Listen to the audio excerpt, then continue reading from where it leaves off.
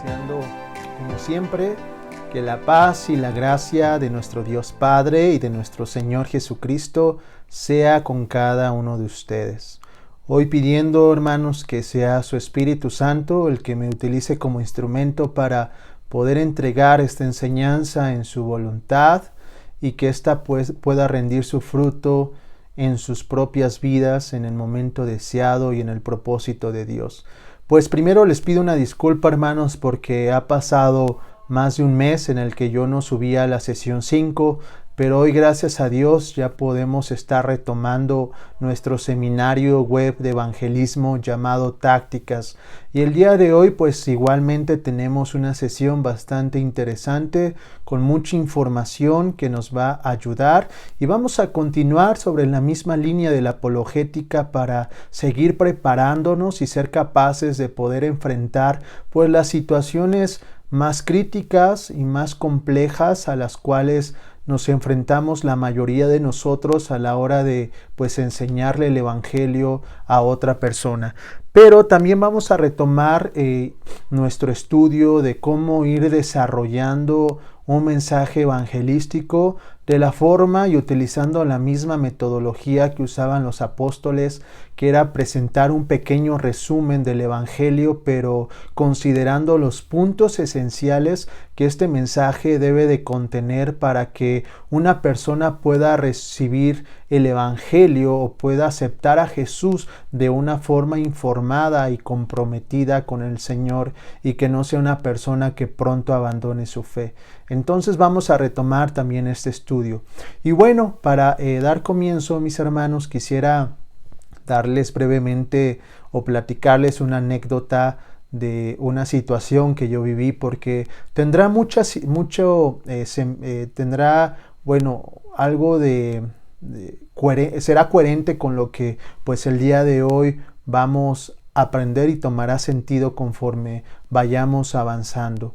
Y bueno, mis hermanos, yo tengo pues aproximadamente unos 4 años de haber conocido al Señor y pues durante ese tiempo en mi antiguo trabajo muchos de mis compañeros pues me conocieron en esa vida anterior en la cual pues yo no conocía a Jesús y pues fueron testigos también de ese proceso en el cual pues yo empecé a aceptar el discipulado por parte del Señor y pues sin duda el Señor empieza a mostrar cambios en diferentes aspectos de tu vida.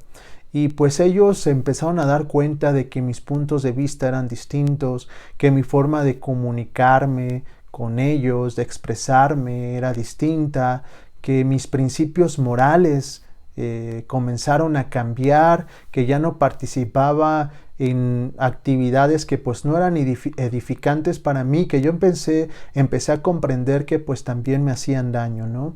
Entonces pues ellos fueron testigos de esa visión cristiana que comencé a emprender en mi vida.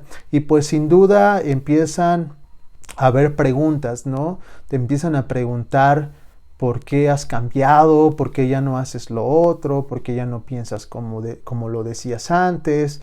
Y pues yo en ningún momento dudé de dar testimonio de que pues era el Señor Jesús quien empezó a obrar y a transformar mi vida, ¿no? Con la intención pues de invitarlos también a ellos a esta nueva vida que yo estaba conociendo, porque pues como cristianos en algún momento también comprendemos la responsabilidad que tenemos de compartir esa esperanza hacia las demás personas y no guardarlo, ocultarlo solamente para nosotros, ¿no? Entonces, pues después, mis hermanos, comencé con la tarea de poder evangelizar a las demás personas, a mis compañeros.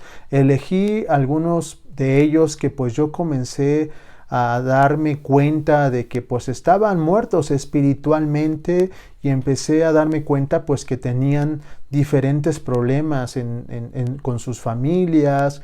Esto empezaba a afectar su vida laboral, su vida personal, sus sueños, sus expectativas. y pues cosas que al final de cuentas les hacían mucho daño, ¿no? Entonces, pues el Señor empieza a darnos un poco de piedad hacia estas personas y pues yo tomé la decisión de empezarles a enseñar sobre la palabra. Recuerdo que cada mañana, o sea, todos los días, les mandaba un pequeño mensaje sobre la Biblia. Comencé con el libro o el Evangelio de Mateo y pues les daba un pequeño estudio muy sencillo de la palabra, y al principio pues entre ellos había preguntas acerca de lo que yo les enseñaba, ¿no? Y pues todo empezó a avanzar bien. Creo que el Señor empezaba a ablandar su corazón y ellos empezaron a encontrar algo positivo en este mensaje, empezaron a darse cuenta de que esto era verdad y de que pues el Señor quería que ellos retomaran el camino para su bien. Pero pues de repente vino el momento complicado, y es que algunos compañeros a los cuales yo no estaba pues enseñando en ese momento, pues quisieron ponerme a prueba. Pienso que estos amigos a los que yo les estaba enseñando pues empezaron a hablarles, ¿no?, de lo que ellos estaban aprendiendo. Entonces llegaron algunos de ellos y en diferentes situaciones pues me enfrenté a un sinfín de preguntas clásicas, como si Dios existe, ¿por qué existe el mal? ¿Por qué mueren los niños de cáncer? ¿Por qué hay gente pobre? Y pues preguntas que suelen atacarnos mucho, ¿no? Incluso pues en esos tiempos como ahora pues también estaba en su punto medular el tema del aborto, y pues yo siempre levantaba mi opinión sobre a favor de la vida, y pues ellos trataban de ponerme sobre las cuerdas y pues encerrarme con un sinfín de preguntas. También se habló sobre el tema de la evolución y el diseño inteligente, que vamos a ver, que es un tema que hoy vamos a ver. Pero bueno, entre varios trataron de acorralarme, y probablemente lo hicieron, mis hermanos, porque yo no tenía la respuesta para todas esas preguntas. En esos debates muchas veces me frustraba, me enojaba, pero no con los demás, me enojaba conmigo mismo y me sentía mal, me sentía triste. Recuerdo que venía ante los pies del Señor y le decía: Señor, yo te amo, pero ¿por qué no puedo ser capaz de defenderte? ¿Por qué si yo soy quien debe de tener las respuestas a esas preguntas, por qué no soy capaz? ¿Por qué no puedo convencerlos? Y es que no solamente estaban haciendo daño a mi persona, sino que también de alguna manera pues me estaban poniendo en evidencia con las personas que yo estaba enseñando. Y no sé qué pudo haber pasado en las mentes de estas personas que yo estaba enseñando. Probablemente pues mi veracidad estaba en juego. Probablemente ellos ya no iban a confiar tanto en lo que yo les enseñaba, porque no daba pues una respuesta persuasiva que pudiera convencer también a ellos de que yo tenía la razón. Pero bueno, hermanos, el día de hoy yo sé que muchos de ustedes también viven y han enfrentado este tipo de situaciones, no solamente en su trabajo, sino en sus escuelas, en su propia familia, en su círculo de amistades, en los negocios, en sus empresas, etc. Sé que han enfrentado este tipo de situaciones porque todos o la mayoría lo hacemos o nos pasa a la hora de predicar pues la enseñanza de nuestro Dios. Y lo que yo no comprendía, hermanos, y que hoy vamos a comprender, es que era injusto que yo tendría o que yo debía dar razones sobre mi fe, porque ellos eran los que primeramente me estaban presentando diferente tipo de afirmaciones, como que Dios no existía, o como que o afirmaciones de que Dios no había creado el universo, ni mucho menos a los seres humanos, o que todos éramos animales y que nosotros como especie humana pues no teníamos ninguna diferencia ante una mosca, por ejemplo, ¿no? Aunque parecen ser cosas muy ingenuas, a veces a nosotros como cristianos nos meten en situaciones complicadas para dar una respuesta. Pero bueno, yo no entendía, mis hermanos, y es lo que vamos a aprender hoy. porque nosotros estamos acostumbrados a ser acorralados con este tipo de trampas. La sociedad nos ha acostumbrado a que nosotros debemos de ser los que tienen que dar razones y explicaciones de sus creencias y de sus afirmaciones.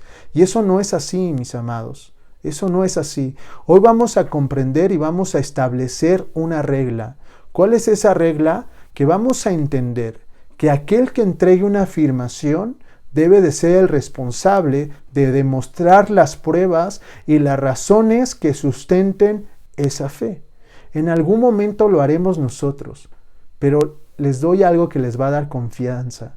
Nosotros tenemos todas las herramientas, hermanos. Tenemos todo tipo de evidencias para demostrar nuestra fe. Pero no lo vamos a hacer ahora en primera instancia. En ese momento en que yo me enfrentaba ante estas situaciones, quería dar respuestas convincentes.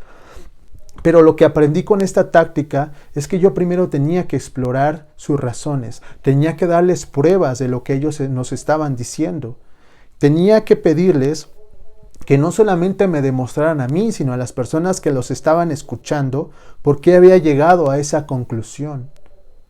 Para realmente explorar y profundizar con ellos cada una de sus razones. Porque muchas personas utilizan esa trampa para atacarnos, pero no es una arma que realmente tenga buenos argumentos, que tenga buenas pruebas, sino solamente suelen decirnos, y es una trampa que nosotros fácilmente caemos y que realmente a veces terminamos en ridículo en frente de los demás. Pero eso es realmente injusto, eso no es justo ante o que estas personas nos traten de exponer de esa forma. Y verán que esta táctica nos va a permitir ser justos y nos va a ayudar a poner la carga probatoria, porque así se llama la táctica, sobre esa persona que está entregando esta afirmación.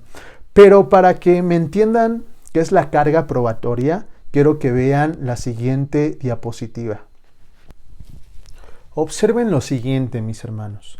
La carga probatoria es la responsabilidad que tiene cada persona para defender su punto de vista y demostrar pruebas que avalen o sustenten esa idea.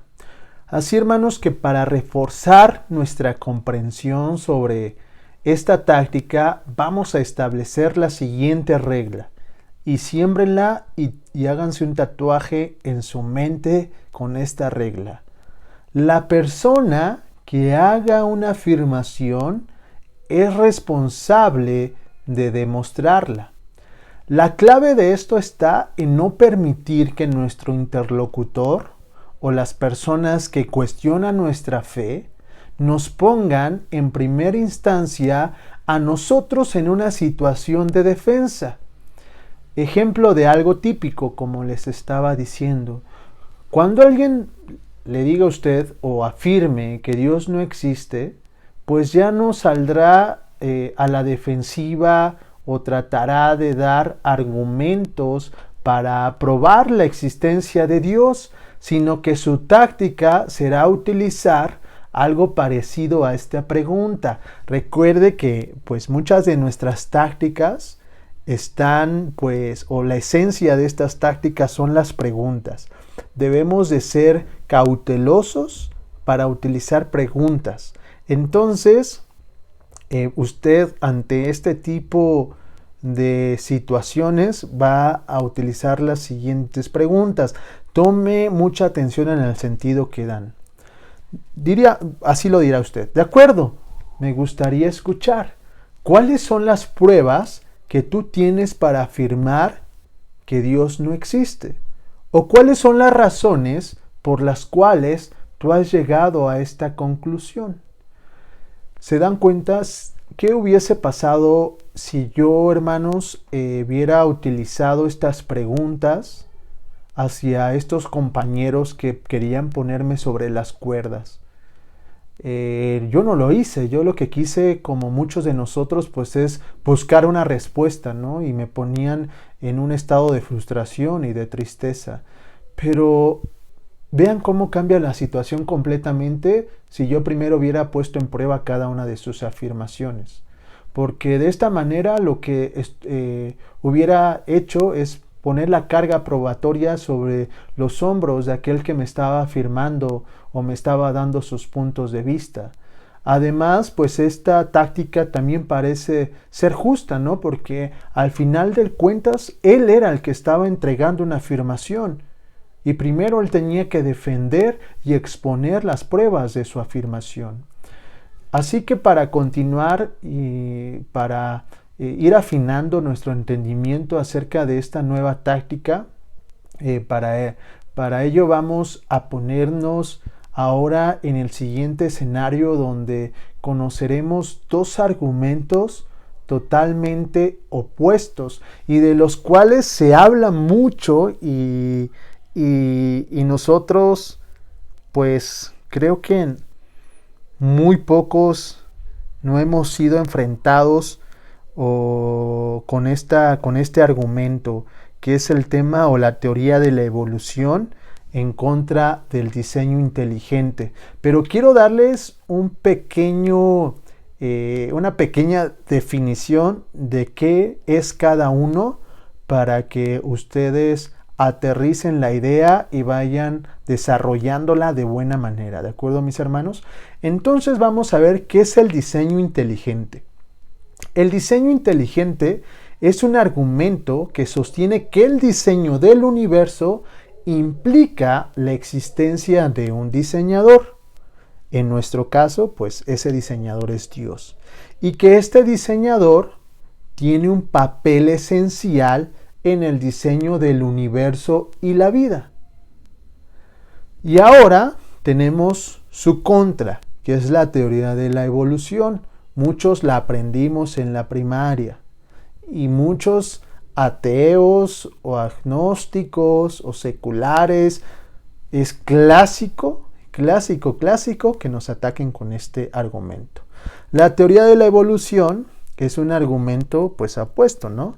Porque este defiende que los cambios en las características genéticas de diferentes poblaciones biológicas, entre ellos el reino animal y los seres humanos, han cambiado o evolucionado a través de las generaciones y el tiempo. Ojo, mis hermanos, Dios nos ha permitido entender la biología. Y este argumento de alguna manera tampoco puede estar en contra de Dios, porque Dios pudo utilizar esta metodología para el desarrollo de los animales. Incluso nosotros podemos verlo y podemos ser testigos de cómo ciertos animales iban evolucionando. Entonces probablemente tenga algo de verdad esto, ¿no? Pero cuando los ateos utilizan este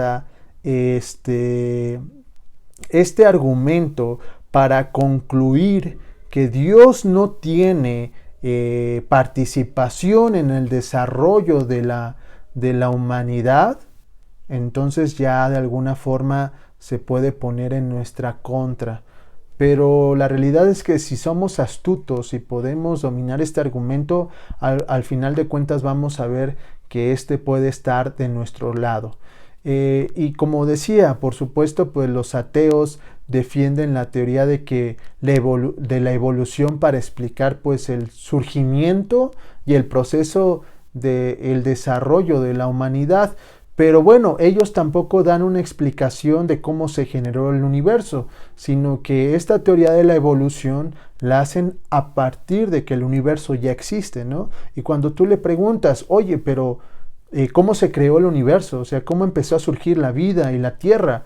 Antes de la vida existió la tierra. Entonces, pues la mayoría de ellos suelen apoyarse también de la teoría del Big Bang. ¿Recuerdan qué es el Big Bang? Aquí les voy a dar una breve definición también para poder estar todos en contexto y sobre la misma línea. El Big Bang, también llamada la gran explosión, es el principio del universo, es decir, el punto inicial en el que se formó la materia, el espacio y el tiempo. De acuerdo con el modelo cosmológico estándar, el Big Bang tuvo lugar hace unos 13.800 millones de años. Pero hermanos, A su favor y para su ayuda me gustaría agregar algo más sobre este tema, algo adicional que nos va a nutrir un poco. Y es que el Big Bang de cierta manera está a nuestro favor también. En primer lugar, sabían que fue un sacerdote católico quien propuso y presentó la teoría del Big Bang. O sea, ni siquiera los ateos presentaron este argumento. Y aunque muchos se hacen, pues piensan que está a su favor, no. Incluso fue un católico, un sacerdote el que propuso esta teoría y lo hizo basándose en la palabra de Dios y con la sabiduría de Dios. Él es George Lemaitre, espero que así se pronuncie. Un sacerdote belga quien fue matemático, lógicamente astrónomo y profesor de física. Fue el primer académico conocido en proponer la teoría de la expansión del universo, mejor conocida como el Big Bang, y ampliamente atribuida de forma incorrecta a un personaje que se llama Edwin Hubble. Entonces guarde esta información porque va a ser importante cuando alguien venga con esa teoría, para que no se dé crédito o se ponga una estrella que no le corresponde. Y en segundo lugar, está de nuestro lado, mis hermanos, porque es muy sabio y más productivo pensar que una gran explosión requiere un gran explosionador. Así lo llama el hermano Greg, explosionador. Muchos ateos defenderán que esta explosión se llevó a cabo a partir de algo pequeño e insignificante, pretendiendo que de la nada, fíjense hermanos, de la nada apareció un punto que generó esa explosión. Así que ellos afirman que esta explosión no requirió ninguna inteligencia y por lo tanto la intervención de Dios para la creación del mundo fue innecesaria. Así que para ellos solo bastó una imperfección en la nada que poco a poco se extendió y se hizo cada vez más compleja. Y de esta forma pronto se formaron las galaxias y los planetas que hoy conocemos y en el cual vivimos. ¿Qué les parece, mis hermanos? Este es un argumento clásico, el que acabo de redactarles. Y nosotros han escuchado a veces que nos dicen, oye, es que tú lo que estás diciendo acerca de Dios es un cuento de hadas. Yo quisiera preguntarles, ¿qué parece más un cuento de hadas? ¿La existencia de Dios o un argumento como este que sostiene que de la nada surgió el universo? De una pequeña imperfección, del desorden, apareció la vida. Pregunta, ¿para qué necesitamos más fe? ¿Para creer que Dios creó el universo, del cual hay más evidencias, o creer que de la nada surgió el universo? Yo pienso que se necesita más fe para creer que de la nada se creó el universo. Pero aquí, hermanos, cuando enfrentamos este tipo de argumentos, lo que tenemos que hacer es llevar a nuestro interlocutor a la parte más difícil de su punto de vista.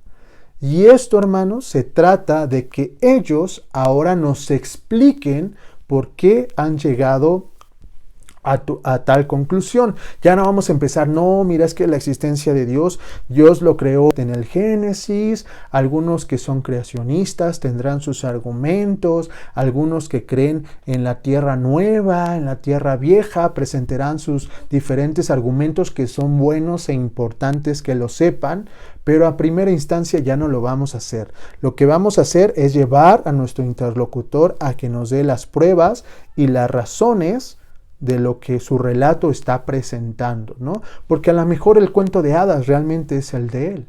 Porque si no tiene razones y conclusiones sólidas, entonces él nos está dando un cuento de hadas. Y por lo tanto ya no nos va a tocar a nosotros refutar su relato, sino realmente llevarlo a esa parte difícil.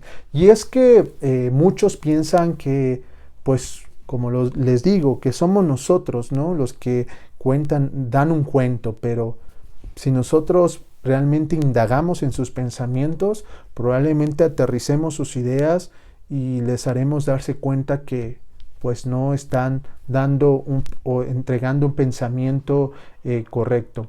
Ahora, pues el que cuenta sus historias, pues también debe de mostrarlas, ¿no? Como en algún momento lo haremos nosotros, ellos también tendrán que entregar respuesta a sus afirmaciones. Ahora, hermanos, para continuar sobre esta línea, sobre los argumentos, también debemos de entender y de ser capaces de poder identificar y evaluar cuando un argumento es bueno o no. O sea, cuando diferentes personas vengan con un sinfín de afirmaciones en contra de su fe, usted también debe de ser capaz de poder calificar cuando un argumento es sólido. Y para esto, hermanos, quisiera que utilizáramos la siguiente analogía. Imagínese una casa, ¿no? Una casa clásica, de esas que tienen los dibujitos, ¿no? Y para esto, hermanos, pensemos e identifiquemos el techo de la casa como la conclusión de nuestro argumento.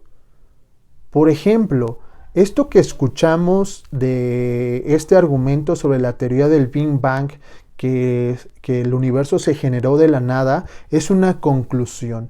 Y muchas personas llegan a nosotros con esas conclusiones. Pero tenemos que identificar que esos argumentos en los cuales nos están presentando solamente el techo, o sea, la conclusión, también tengan los muros. Ustedes saben que para que una casa pueda sostenerse necesita de muros fuertes para que puedan sostener ese techo. Necesitan de muros sólidos, ¿no? Entonces, esos muros de los cuales les estoy hablando para sustentar el techo son las ideas y las pruebas que ellos presentan acerca de sus afirmaciones.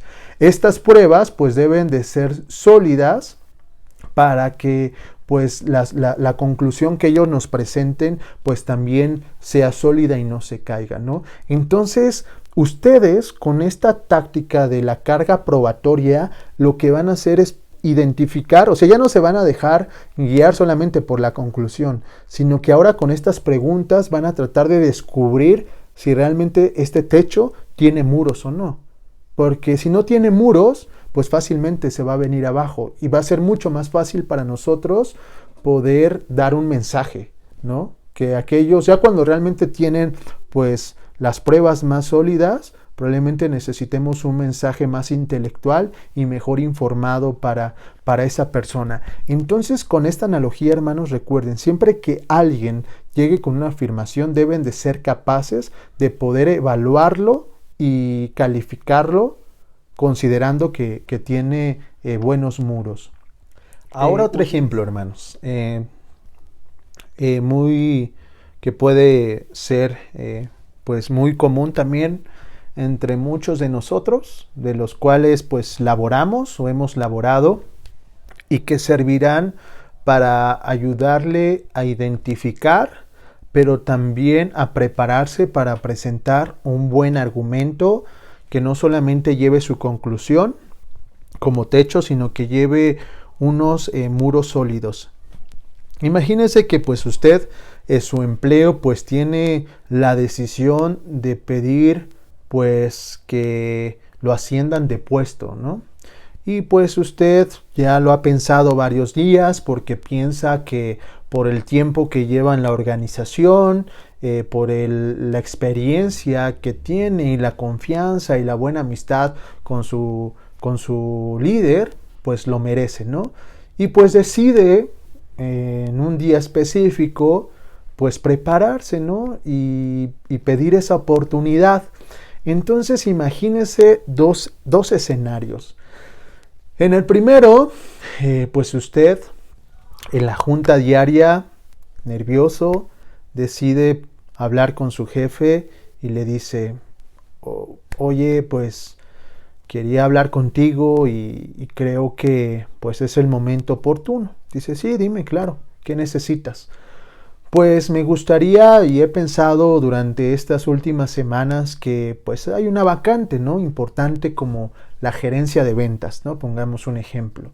Y pues quiero que me des la oportunidad para tomar ese puesto. Y su jefe utiliza la táctica Colombo y le dice, le hace la pregunta, ¿qué piensas que te hace merecedor de ese puesto?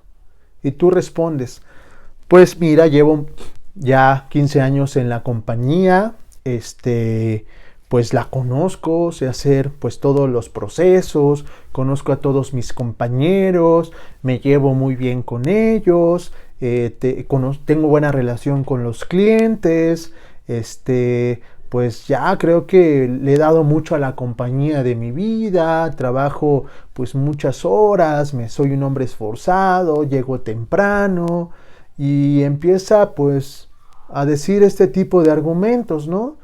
Entonces pues usted piensa que solamente es merecedor por las buenas relaciones y por los tiempos que lleva de experiencia en la compañía. Y realmente pues los argumentos que usted presenta o las conclusiones, su techo de su casa, pues parecen ser solo emocionales, ¿no?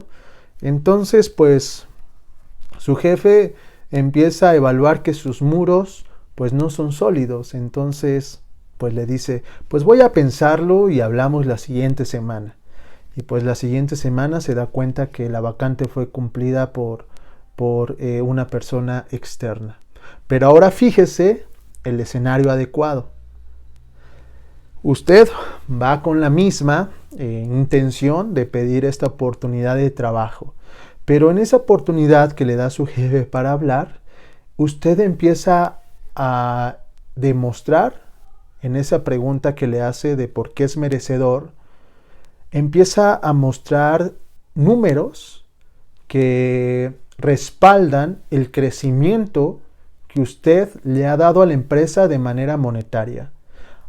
Jefe, yo incrementé las ventas desde que llegué al 6% en cada unidad de negocio. Además, traje a 5 clientes, los nombra a los 5 clientes más importantes, no más importantes, pero que sí representan un buen número de facturación para nuestra compañía. Son clientes que anteriormente ustedes como empresa no tenían. Además, he tomado capacitaciones de liderazgo para el manejo de personal. He tomado capacidades sobre las herramientas tecnológicas que necesitamos para minimizar nuestros procesos. He tomado capacidades técnicas de nuestros productos y además he tomado el liderazgo sobre un grupo de personas. Entonces, usted empieza a dar un sinfín de argumentos que empiezan a respaldar el beneficio numérico y evaluativo que le ha dado a su compañía. Pues lógicamente los argumentos empiezan a ser más sólidos. Las pruebas tangibles o a lo mejor cuantitativas que usted demuestra empiezan a ser más sólidos sus argumentos. Entonces su jefe empieza a detectar que realmente usted ha hecho o ha logrado un gran beneficio para la compañía. Esto va a cambiar la situación completamente porque usted va más preparado con lo que realmente ha logrado. Hoy en día muchas empresas cuando van a contratarte lo que piden es hablar de tus logros, de lo que tú has logrado en tu compañía. Y de mejor forma puedas demostrar esos logros, pues mayor veracidad y oportunidad vas a tener de cubrir esa vacante. Entonces, con este ejemplo, hermanos, quiero que ustedes sepan que en primer lugar van a ser los jefes cuando alguien venga a pedirle trabajo. Va a empezar a pedirle a esa persona que dé las razones que sustenten de por qué merece ese puesto. En algún momento, ustedes en nuestra fe o en el evangelismo estarán del lado de aquel que pide el trabajo, ¿no? Y después, sobre estas tácticas, vamos a aprender a cómo enfrentarnos nosotros ante la táctica Colombo. No se preocupen, eso es algo que viene después. Pero bueno, lo que quiero que identifiquen con este ejemplo es que ustedes también deben de ser primero capaces de poder evaluar e identificar un buen argumento Y lo otro, ser capaces de presentar un argumento que sea sólido y contundente, mis hermanos. Así que, bueno, con estos pues ejemplos que les estoy dando, pues espero que puedan ir aterrizando de mejor forma esta táctica que hoy estamos utilizando para ir complementando nuestra táctica Colombo. Así que también es importante que ustedes empiecen a notar que hay una gran diferencia entre una explicación. Hay una gran diferencia entre aquel que explica algo y aquel que argumenta. Aquel que lo explica pues solamente viene con su conclusión, que pues también él jamás ha profundizado ni se ha dado la tarea de estudiarla. Nosotros como cristianos no debemos de ser así, debemos de saber preparar un mensaje y por eso también lo estamos estudiando. Ahora pues vamos a conocer el estilo de preguntas. Como sabemos, todas estas tácticas están fundamentadas y consolidadas en una metodología de preguntas, hermanos. Así que vean la siguiente diapositiva para conocer ese estilo. Aquí están las preguntas. ¿Cómo ha llegado usted a esta conclusión? ¿Podría usted aclararme por qué dice esto? ¿Cuáles son sus razones para sostener este punto de vista? Dígame, tengo curiosidad. ¿Por qué le parece convincente esta idea? Para recordar la primera serie de preguntas de nuestra táctica Colombo, tienen como objetivo descubrir lo que piensa la otra persona, ¿recuerdan? Mientras que nuestra segunda serie, pues nos van a permitir descubrir por qué piensa de tal manera o descubrir las razones por las cuales nuestro interlocutor ha llegado a tal conclusión. Ese es el objetivo de estas preguntas, hermanos, no se les olvide. Ahora, por favor, pongan mucha atención en la siguiente pregunta porque es como nuestro pilar, ¿ok? ¿Cómo ha llegado a esta conclusión? Esta pregunta va a conseguir algo que es de vital importancia y va a lograr que nuestro interlocutor dé las razones sustanciales de su punto de vista. O sea, vamos a sacar esa sustancia y la médula de la cual él está pues desarrollando su punto de vista, ¿no? Esta pregunta pues es la que va a permitir poner la carga probatoria sobre nuestro interlocutor. No olvide esa palabra y esa táctica, la táctica de la carga probatoria, porque ese es el movimiento que vamos a dar, hermanos. Y se da cuenta, no necesitamos ser los grandes teólogos para poder dar o entregar una respuesta o hacer una pregunta, porque lo más justo es primero que nos den sus razones, ¿no? Así que voy a utilizar ahora la siguiente diapositiva. Invertir la carga probatoria no es un truco para eludir la defensa de nuestras ideas. Cuando expresemos nuestras opiniones, hemos de responder por ellas como cualquier otra persona. Lo que quiero decir es que nosotros tenemos una responsabilidad, pero lo mismo le sucede a nuestros interlocutores. Es decir, mis hermanos, este truco no es para decirles, ya, olvídenlo, no se preparen. No es necesario, solamente utilicen estas preguntas. No, solamente es un movimiento justo y táctico para enfrentar diferente tipo de situaciones, pero en algún momento usted tendrá que presentar las defensas de su fe. De eso, del conocimiento, como lo hablé en algún principio, no se podrá escapar, así que sígase preparando. Bueno, en resumen, este segundo pues complemento para nuestra táctica Colombo pues nos permite sacar a la luz también los errores en los pensamientos que existen en nuestro interlocutor y para pues después con esto obtener un mejor punto de partida, ¿no? Para nuestra evangelización, presentando pues el argumento o la defensa apropiada que necesite esa persona. Entonces utilicemos esto para marcar un rumbo de cómo iniciar, para encontrar y descubrir también qué es lo que necesita la otra persona y cuáles son las fallas que tienen sus pensamientos. No olvidemos, hermanos, que no tenemos como intención poner evidencia a las otras personas, como lo hicieron en algún momento conmigo. Tampoco les estoy dando ese mensaje, sino el mensaje que les estoy entregando es que lleven a su interlocutor hacia un pensamiento más inteligente, hacia un pensamiento más sabio y reflexivo, para que usted empiece a desechar todas esas cosas que le estorban para presentar a Jesús, y verá que de esta forma será más efectivo en su mensaje. Bueno, esta sesión está siendo bastante práctica y he querido utilizar diferentes ejemplos, algunos que vienen en el libro del hermano Greg, como este que les voy a presentar, para que pues podamos ir aterrizando y saber cómo podemos poner en práctica todo lo que aquí aprendemos. Y ahora toca el ejemplo de algo muy típico para aquellas personas que aún estudian, ¿no? Que normalmente pues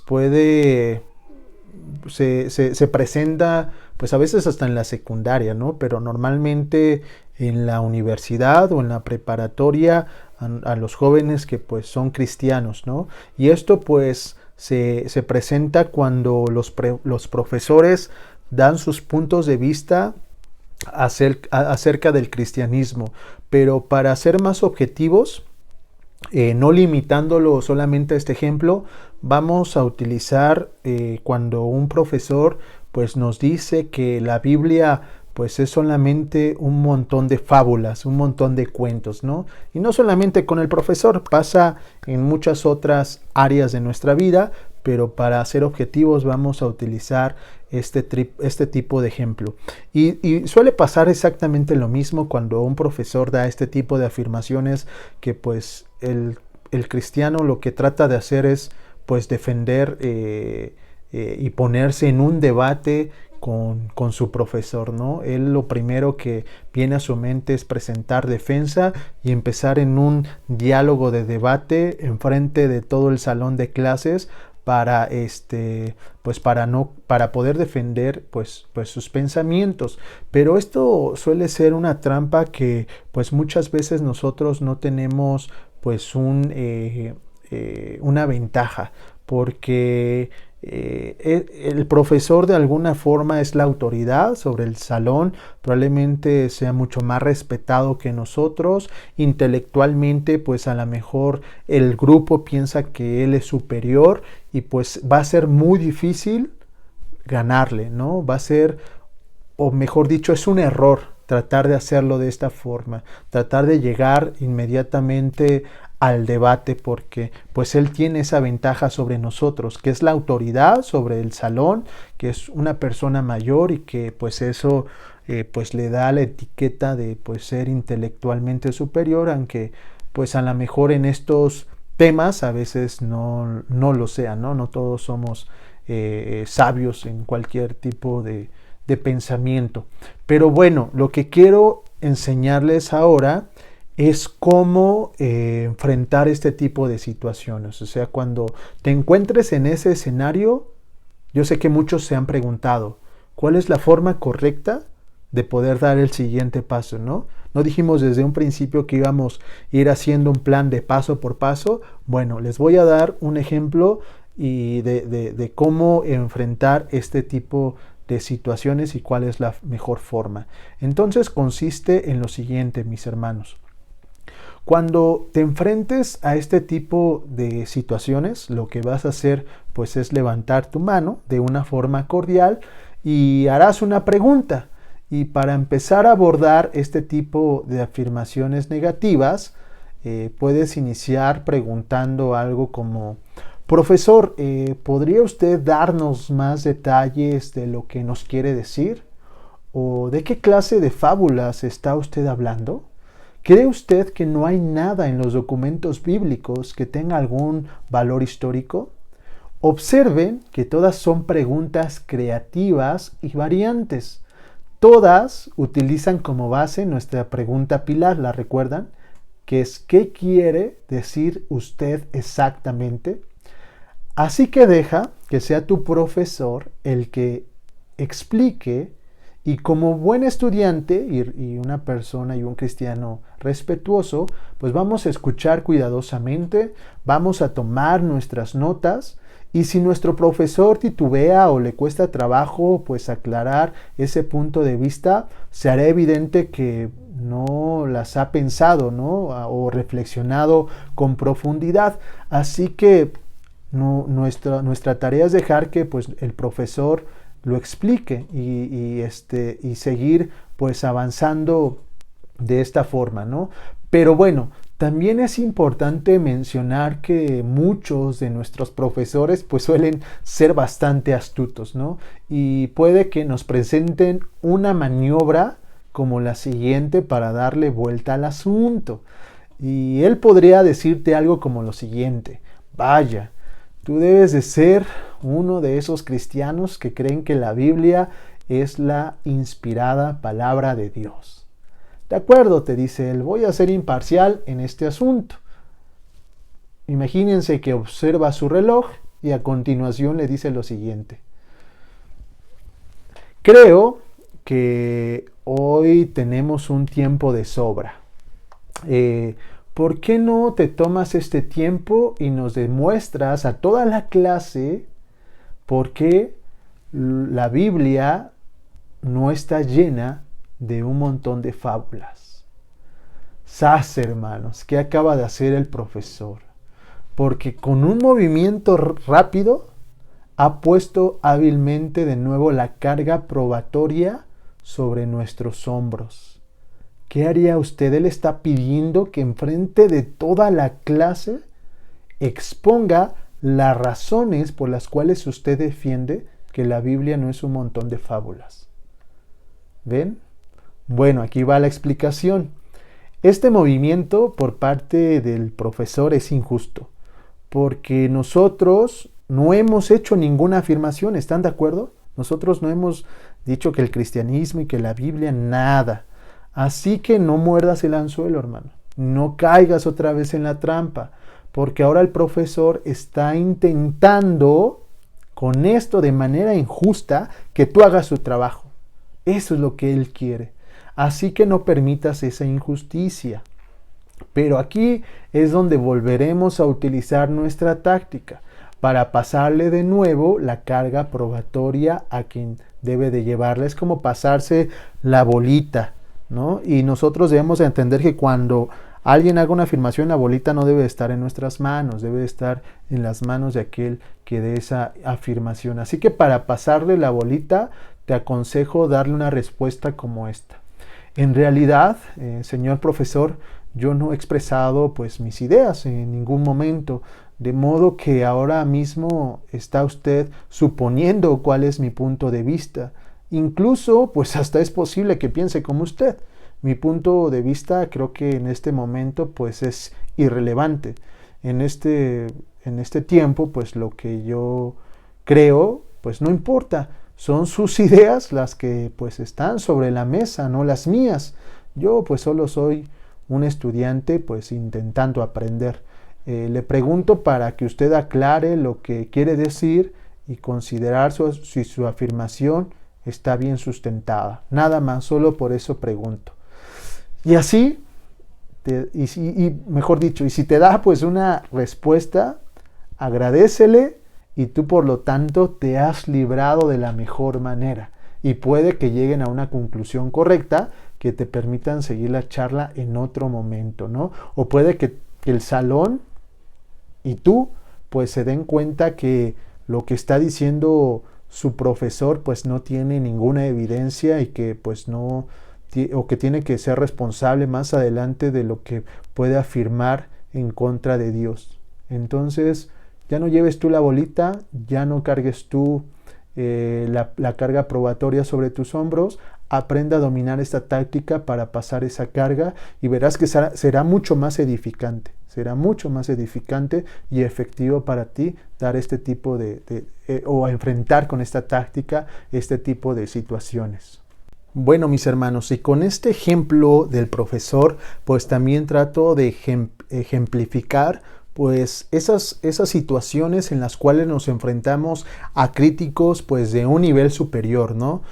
Muchas veces pues hay personas con filosofías muy sólidas, con pensamientos muy bien consolidados, que sean erróneos no significa que estén bien fundamentados y bien consolidados. Aunque sea información incorrecta, muchas veces pues suelen ponernos en aprietos. Entonces, con estas habilidades y estos movimientos que estamos aprendiendo, pues ya no debemos de ser temerosos ante esos críticos que pues son de un alto nivel. Y es que pues la táctica Colombo funciona de maravilla para estos casos, y verá que si en algún momento lo puede poner en acción y por obra, se da cuenta de que pronto va a aprender a dominarla y a ponerla en práctica en diferentes situaciones, e incluso, como lo comenté en algún momento, aunque sean situaciones que no se traten del Evangelio, aunque ese es nuestro principal propósito. Bueno, ahora quiero darles otro ejemplo para que cuando estén pues en este tipo de situaciones se libren de tratar de presentar inmediatamente pues una defensa, ¿no? Y que no traten pues de defender esa posición que ustedes tienen, sino que permitan que el debate pueda fluir y que ustedes también durante ese proceso se puedan ir preparando de mejor forma. Entonces pues no olviden, la clave está en utilizar preguntas, bien ya sea para recolectar hechos o hacer preguntas que nos ayuden a aclarar el punto de vista hacia otra persona. Imagínese que usted pues se encuentra en una situación donde pues no puede dar ninguna respuesta. Entonces vea la siguiente diapositiva que le va a ayudar a encontrar una salida correcta, inteligente y sabia ante esos momentos en los cuales nos enfrentemos a críticos de un buen nivel. Así que te doy el ejemplo.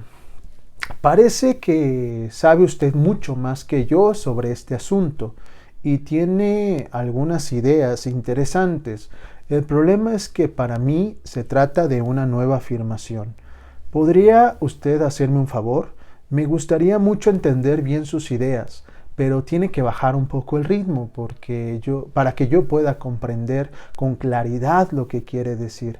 ¿Podría tomarse un tiempo para explicar en detalle su punto de vista y sus razones de modo que pueda entenderlas mejor? ¿Te das cuenta? Estas preguntas demuestran primero que tienes interés en considerar seriamente el punto de vista de tu interlocutor. Y miren que también podrían brindarle un valioso periodo de tiempo.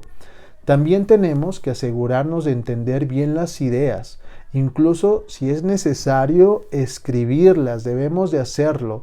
Y cuando nuestro interlocutor haya respondido nuestras preguntas, vamos a concluir la conversación con unas de nuestras palabras mágicas. No olviden esas palabras mágicas. Dicen así las palabras mágicas.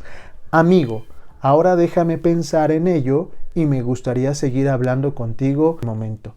Estas palabras, déjame que piense en ello, son mágicas, porque en ese momento nos libran de la responsabilidad de argumentar de inmediato y tener el tiempo suficiente para preparar mejor nuestra respuesta. A veces también es válido reconocer pues nuestra necesidad de prepararnos y volver con un argumento que realmente pues sean convincentes. Entonces, mis hermanos, debemos de ser humildes también nosotros, de que pues no tenemos la respuesta a todos, y que también con esa humildad pues es válido, ¿no? Decirle, ¿sabes qué? Pues este tema pues yo no lo entiendo, me estás hablando de algo que no comprendo, pero seguramente Dios tiene una respuesta para ti.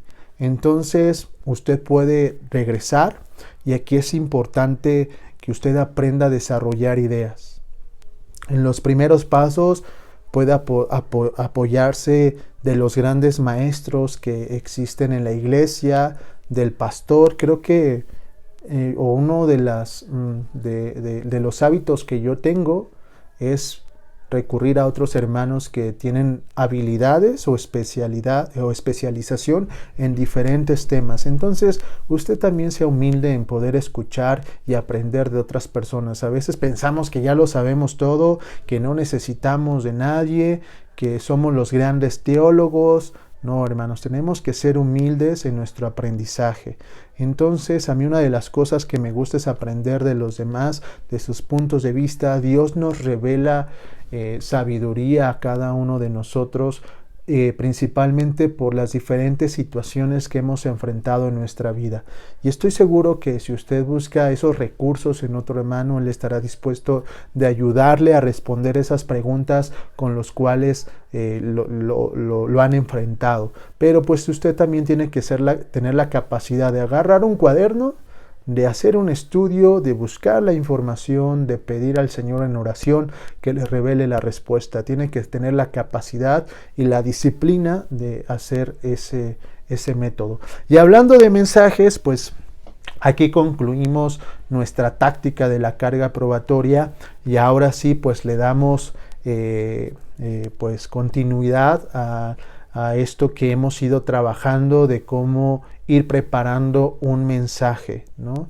Hay veces que pues hay personas que no se oponen ante nosotros, como lo hablé también en algún tiempo atrás, de personas que pues el Señor ya ha abierto su corazón y de las cuales el Espíritu Santo pues ya ha preparado para escuchar el mensaje. Entonces, recuerde que el primer paso es pedir la guía del Espíritu Santo y poder ir preparando este mensaje. Entonces, lo que he querido hacer es darles pues los puntos esenciales que un mensaje debe de tener para que usted los tenga apuntados y les puedan servir como guía. Si recuerdan, cada uno de estos puntos pues tiene versículos de apoyo para que ustedes los vayan desarrollando con mayor profundidad. Entonces también requiere de trabajo. Recuerde que el evangelismo es una práctica, es una disciplina y es una obra de campo. Entonces hoy vamos a ver el hombre. Vamos a aprender sobre cómo desarrollar el mensaje y dar a conocer la situación del hombre. Entonces vamos a verlo en las siguientes diapositivas. 1. El hombre fue creado por Dios y para Dios. Y es solamente en comunión con Dios que encuentra un propósito en la vida. Apóyese de estos versículos. Apocalipsis 4:11 dice: Señor, digno eres de recibir la gloria y la honra y el poder, porque tú creaste todas las cosas, y por tu voluntad existen y fueron creadas. Salmos 107:9. El Señor sacia el alma menesterosa y llena de bien al alma hambrienta. Fíjense lo que pueden utilizar para complementar y reforzar este mensaje sobre el hombre. Y lo dice San Agustín: Señor, tú nos hiciste para ti, y nuestros corazones están inquietos hasta que descansan en ti. El hombre no es un ser autosuficiente, es mucho más persona y mucho más libre cuando vive en completa dependencia de Dios.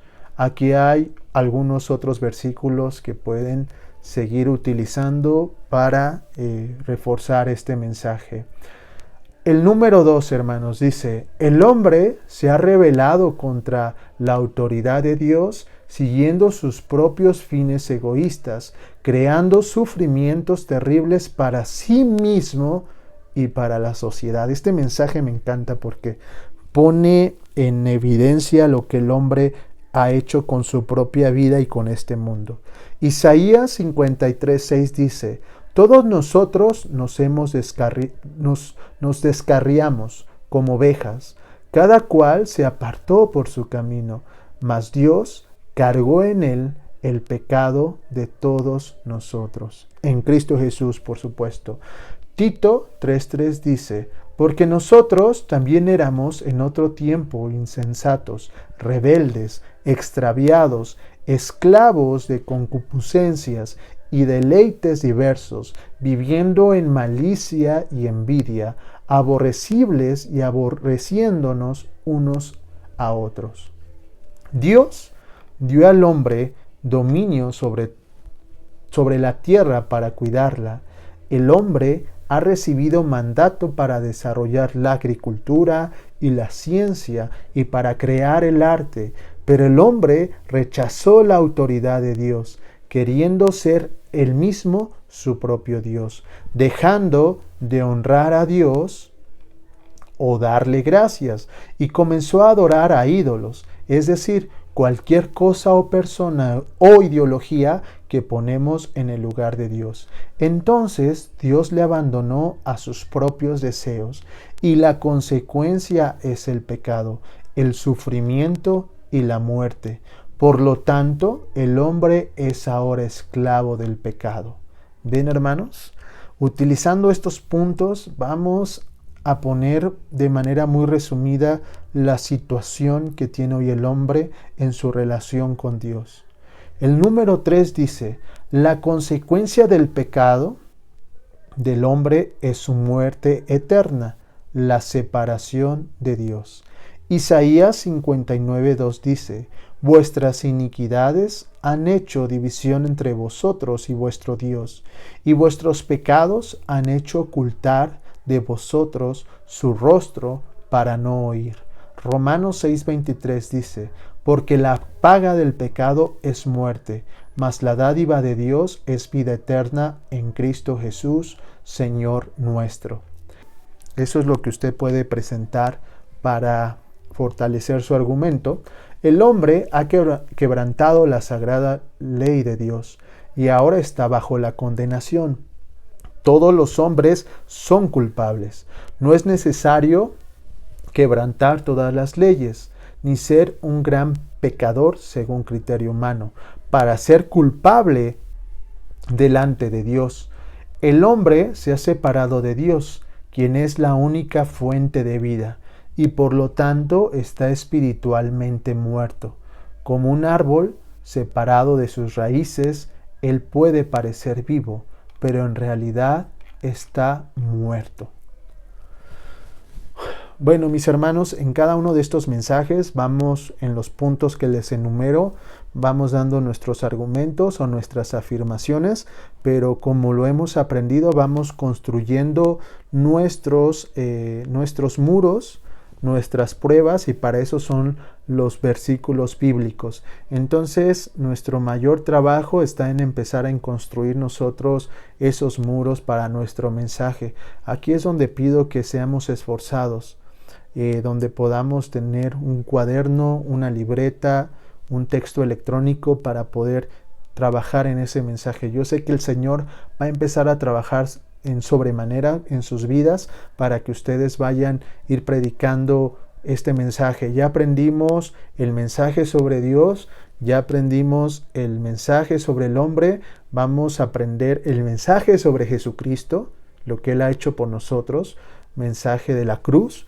donde pues lógicamente es la esencia del evangelio y es donde realmente estamos evangelizando cuando presentamos a Jesucristo como el Salvador del mundo y aquel que ha perdonado nuestros pecados. Pero ellos ya empezaron a identificar cuál es la situación de todo hombre y qué es lo que Jesús entrega, ¿no? Por medio de aceptarlo en nuestro corazón. Entonces estén atentos a la siguiente sesión. Voy a trabajar para que pueda estar lo más pronto posible en la plataforma de YouTube. Gracias por su atención. Les envío un saludo cordial a cada uno de ustedes, pidiendo a Dios que pronto pueda conocer a cada uno de los que toman estos cursos. Pues no conozco a todos, sé que están divididos en algunas iglesias y pues de alguna manera yo soy algo nuevo, entonces no conozco a muchos, pero mi deseo es poder conocerles pronto, que sepan que estoy a su servicio, que me he humillado ante el Señor, que me he humillado ante su iglesia, para que sea su espíritu el que realmente enseñe. Entonces Estoy 100% a su servicio, mis hermanos. Lo que necesiten pueden buscarme en mi Facebook personal, que se llama Iván Evangelismo, o pueden pedir mis números a la hermana Ale, a la hermana Lili, al hermano Philip, para que puedan contactarme. Yo estoy a su servicio. Les envío un cordial saludo, deseando que la paz y la gracia de nuestro Dios Padre, que su espíritu de sabiduría, de obra y de esfuerzo sea en cada uno de ustedes. Nos vemos pronto, mis hermanos. Un abrazo.